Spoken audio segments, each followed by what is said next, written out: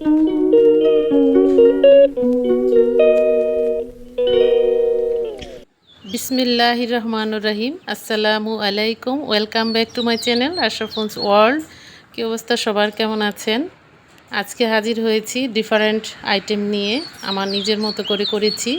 Title দেখে নিশ্চয়ই বুঝতে পারছেন, তন্দুরি চিকেন।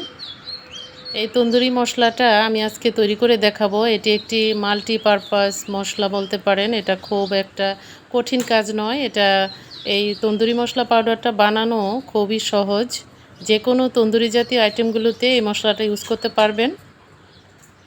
আর এই তন্দুরি মশলাটা 50টিরও বেশি ডিশে ইউজ করতে পারবেন। ঘরে বসে এই মশলা পাউডারটা বানানো খুব একটা কঠিন কাজ নয়। যে কোনো তন্দুরি চিকেন, যেমন fish, mutton, beef, cheese, potato, tikia জাতীয় আইটেমগুলোতে আরও বহু আইটেম আছে যেগুলোতে এই তন্দুরি মশলাটা মাস্ট ইউজ করতে হয়। আর আরেকটি কথা হলো, রেসিপি করার সময় মশলা যদি আগে থেকেই রেডি করা থাকে তাহলে তো রান্না করার মজাই আলাদা। কি বলেন? রান্না তেমন একটা কঠিন কাজ মনে হবে না। জাস্ট মশলাগুলোকে সামান্য রোস্ট করে গুঁড়ো করে নেব, সারা বছর যাতে ইউজ করতে পারি। এই যে দেখতে পাচ্ছেন আমি অনেক মশলা নিয়েছি। এই মশলাগুলোর পরিমাণ কতটুকু নিয়েছি এগুলো ডেসক্রিপশন বক্সে দেওয়া থাকবে, চাইলে দেখে নিতে পারেন।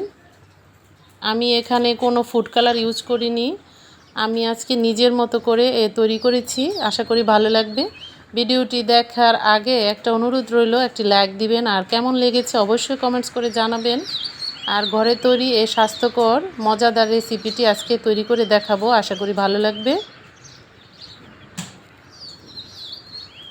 আমি অনেক মশলা নিয়েছি, কাবাব মশলা নিয়েছি, জয়ফল যকৃৎ নিয়েছি, লাল সরিষা নিয়েছি, ছোট এলাচ, বড় এলাচ নিয়েছি, আর পুদিনা পাতা শুকিয়ে নিয়েছি, এবং আদা এখানে 10 গ্রামের মতো আদা শুকিয়ে নিয়েছি। মেথি দিয়েছি, লং দিয়েছি, লংয়ের পরিমাণটা কম দিয়েছি, এটার একটা কড়া স্মেল আসে, এজন্য কম দিতে হয়। আমি সামান্য 2 থেকে 3 মিনিট রোস্ট করে নিব মশলাগুলোকে। এই তন্দুরি চিকেনটা ইফতারির আইটেমের মধ্যে একটি ফেভারিট আইটেম হতে পারে। বাইরে থেকে কিনে খেতে হবে না যদি একবার বানানো শিখে যান। এই তন্দুরি চিকেনটা আইটেম একটি খুব ভালো ইফতারির আইটেম। আমি এই মশলাগুলোকে ঠান্ডা করে গ্রাইন্ডারে গুঁড়ো করে নিয়েছি। দেখতে পাচ্ছেন আমার তন্দুরি মশলা রেডি হয়ে গেছে।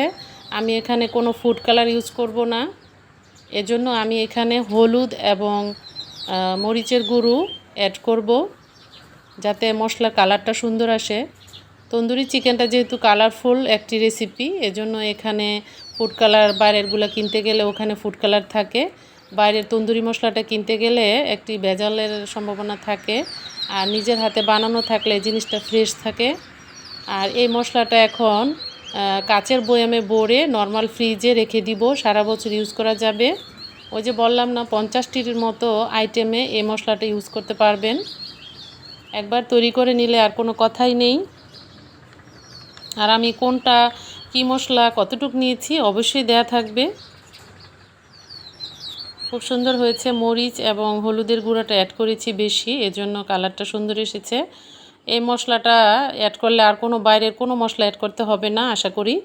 এই যে চিকেনগুলোকে আমি লবণ দিয়ে মেখে নিয়েছি এবং কেচে দিয়েছি যাতে মশলাটা ভিতরে ঢুকে। আমি এখানে 1.5 কেজির মতো চিকেন নিয়েছি।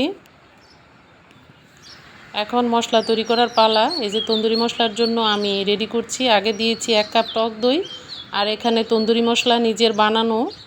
এই তন্দুরি মশলা নিয়েছি 2 চামচ, 2 টেবিল চামচ নিয়েছি, একটু বেশি করে নেবেন। আর এখানে একটা লেবু অ্যাড করেছি, আর 1 কাপ চিনি দিয়েছি, ছোট 1 কাপ, মেজারমেন্ট কাপের ছোট 1 কাপ চিনি দিয়েছি। আর রসুন বাটা দিতে হয়, চিকেনের আইটেমগুলোতে রসুন বাটা বেশি দিতে হয়। আর আমি এখানে 3 কাপ দিয়েছি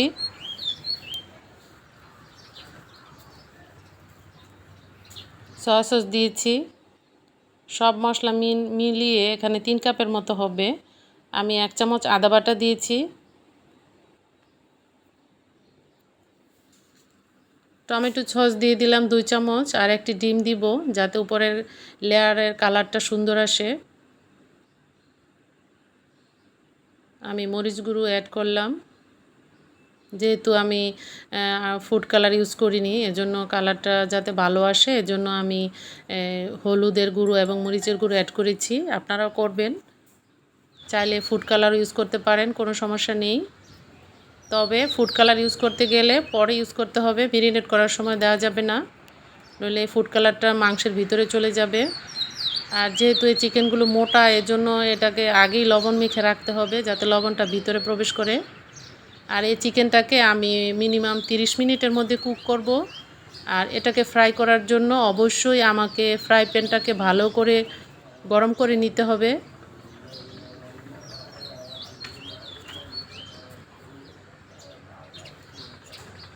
আমি নিজের মতো করে দেখাচ্ছি, দোকানের মতো না। অবশ্যই যদি বানানো শিখে যান তাহলে আর কিনে খেতে হবে না। খুবই সুস্বাদু, আমি কয়েকবারই ট্রাই করেছি, খুবই ভালো লেগেছে সবার কাছে, সবাই অনেক পছন্দ করেছে। আশা করি আপনাদেরও ভালো লাগবে। একবার বানানো শিখে গেলে তো কোনো কথাই নেই। ইফতারির আইটেমের মধ্যে অবশ্যই ট্রাই করবেন, আজই ট্রাই করবেন। এই যে আমার মেরিনেট হয়ে গেছে।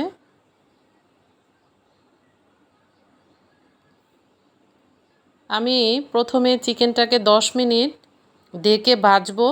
এর জন্য সয়াবিন তেল নিয়েছি, মেজারমেন্ট কাপের ছোট 1 কাপ তেল নিয়েছি। এখানে বাটার ইউজ করতে পারেন, তন্দুরি চিকেনের ফ্লেভার আসার জন্য অবশ্যই বাটার ইউজ করা যায়, কিন্তু আমি এখানে করব না, আমি সয়াবিন তেল দিয়ে করেছি। আর এই চিকেনটাকে কুক করতে হলে 10 মিনিট ঢেকে করতে হবে। চুলার ফ্লেমটা বাড়িয়ে না দিলে এটার উপরের লেয়ারটা শক্ত হয়ে যাবে, এজন্য চুলার ফ্লেমটা অবশ্যই হাই হিটে রাখতে হবে। এমনভাবে ভাজতে হবে যাতে উপরের লেয়ারটা কুক হবে কিন্তু ভেতরের জুসিনেসটা বজায় থাকবে। ভিতরের জুসিনেসটা থাকতে হলে অবশ্যই ঢেকে এবং হাই ফ্লেমে ভাজতে হবে। আমি এক পিঠ ভাজবো আগে 10 মিনিট এভাবে ঢেকে রেখে দিব।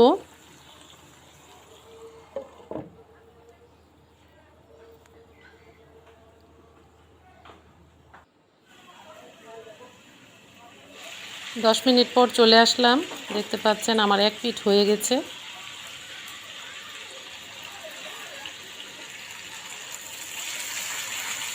কালারটা এসেছে মাশাআল্লাহ, খুব ভালো লাগবে। যারা নতুন দেখছেন ছোট্ট রিকোয়েস্ট, চ্যানেলটাকে সাবস্ক্রাইব করে পাশে থাকবেন।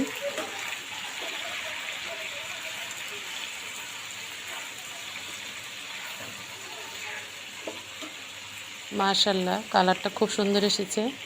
আমি আবার 10 মিনিট এভাবে অন্য পিঠ রান্না করব, ভাজবো, ঢেকে রাখবো। আবার উপরে তেল ব্রাশ করে দিতে হবে ফাঁকে ফাঁকে, নইলে উপরের লেয়ারটা শক্ত হয়ে যাবে। এই যে প্রায় হয়ে গেছে।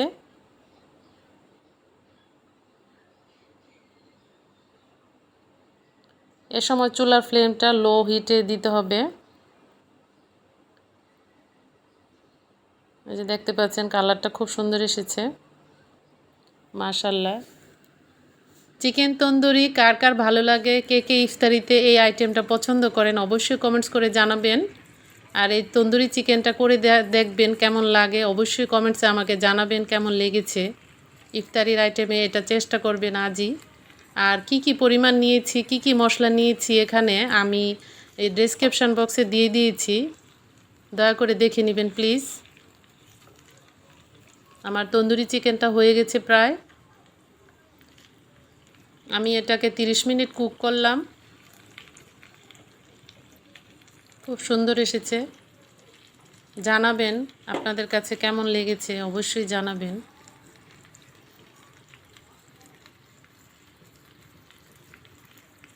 খুব সুন্দর হয়েছে মাশাআল্লাহ, আশা করি খেতেও ভালো লাগবে।